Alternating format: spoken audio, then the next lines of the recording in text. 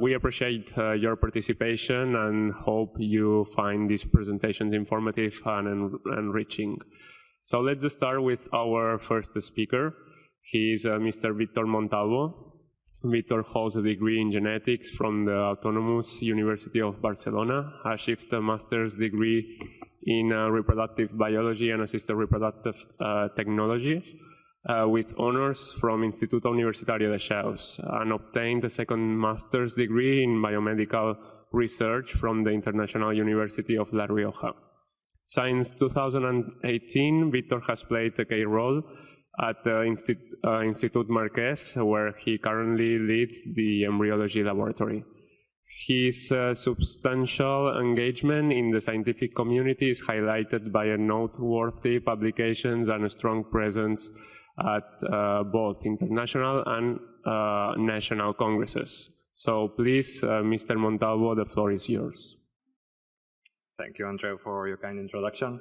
So today I'm going to speak about the importance of oil in IVF. And the first thing that came to mind when preparing this topic was this famous sentence from the Cairo Consensus that says that the only thing that's truly important in IVF lab is everything.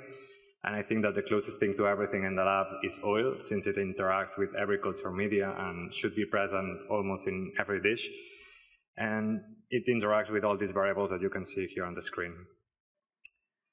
Oil basically helps regulate everything. No? It acts as a barrier to contamination, it minimizes temperature changes, it maintains an optimal pH, and minimizes evaporation and osmolality changes. It even removes toxic substances from the media, and last but not least, it allows for micro-droplet culture. But all oils are not created equal. There is a lot of variables when considering oils, such as the chemical composition. No? Oils used in IVF are a complex mixture of straight-chain hydrocarbons, cyclic hydrocarbons, and unsaturated hydrocarbons, and the precise composition of those influences the chemical and physical characteristics such as viscosity or density. After the preparation, washing is generally performed by manufacturers prior to commercialization to remove trace contaminants. So I love this graph, that's why I put it here, because it illustrates the relative impact of physical stress on the embryo. No? It highlights the importance during the whole culture, but it underlines especially the first few days, where it's the most intense days for the oocytes, since now we do egg retrieval, we do denudation and ESHRE, and this highlights the importance of the appropriate usage of oil during these few days. And my first idea was to quote the Cairo Consensus. The second one, obviously, was to do a bibliographical search. And now I'm going to present 3 papers. The first one being from Enric Mestres from Embryo Tools. In this paper, they analyzed the effect of evaporation and osmolarity in embryo culture. And they did a series of 6 experiments, but I'm going to focus on 3 ones. Before we start with the results, in mouse, it's been demonstrated that osmolarity is higher than 300 millimole kilogram in pair embryo development.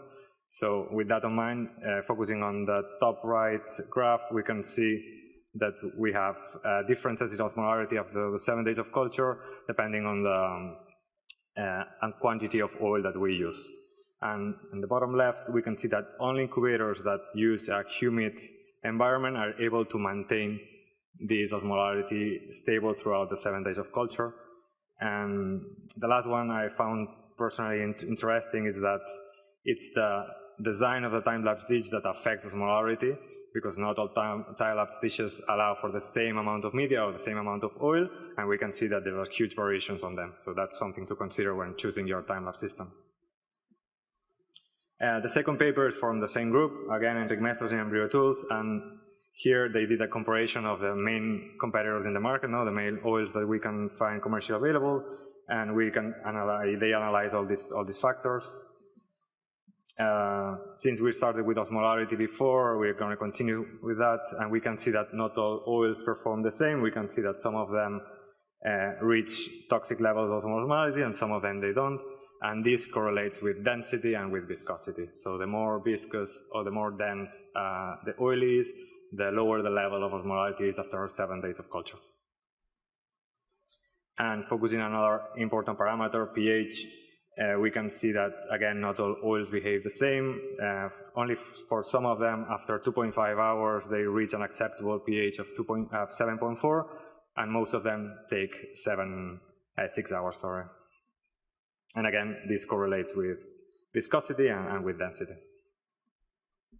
And I know that all of us try to work as fast as possible when we are inside the incubator. However, it's useful to know how much time we can have working outside without altering too much the optimal conditions, and this is what we see in this graph. We can see that some oils are able to maintain pH under 7.4 for 30 minutes, while others are just not able to do so. And again, if we do the same but with temperature, we can see that for some of them it stabilizes at 36.5, for some others at 36, and that's extremely important when working in IVF. And the last parameter that got surprising results is the expanded blastocyst rate. We can see that 2 oils that are commercially available don't pass the acceptance threshold criteria, so these 2 oils would be toxic for the embryos. No? And just as sum up, I would really recommend this paper if you're interested in this topic. It's by the ESHRE, the Italian Society of Embryology. They make a great summary of everything that you can find in the literature, and that's what I'm going to sum up.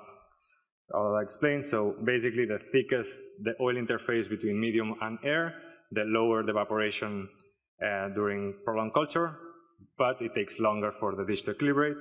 And when speaking about density and viscosity, it's exactly the same. The higher the viscosity, the higher the density, the lower the evaporation, but it takes longer for the dish to equilibrate. And that brings us here, no? Why are we here with Kitazato, no? We are here because we are using the high pure oil since 2021, and we saw an increase in success rates, but a quick disclaimer here, it's not the only parameter that we changed since then.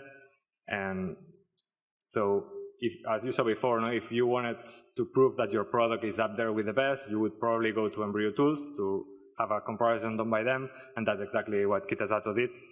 They did a comparison of the main oils in the market, and they saw that this oil maintains a stable pH for longer than most oils, and also a lower osmolarity level throughout the 7 days of culture. And as I mentioned before, no, since 2021, we did several changes in the lab. We did modifications in workflow, in equipment, and in quality control. But some of the more relevant changes were related to the usage of oil. And here I had the highlights of what we learned during the last few years. The first one being that we should use oil in every step of the treatment. I know it seems obvious, but we've seen labs that they don't use oil during denudation, during pickup, or even transfer, and because they think that it's fast procedures. But if you consider that even at room temperature, differences in volume, airflow, temperature, humidity affect osmolarity if we're not using oil, imagine when we are working at 37 degrees. So oil is really important. You should use it in every dish. The second point is that more oil is better. No, increase the volume of oil using during ICSI, during biopsy, but most importantly during culture.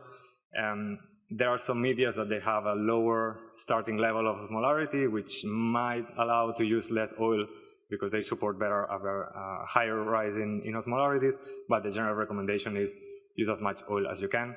And that brings me to the third point, which is handle dishes with care, because we saw from personal experience that increasing the amount of oil used in the time-lapse dishes, it can lead to sealage and be a bit messy, in the lab. And to avoid that, what we need is just to handle in dishes with care.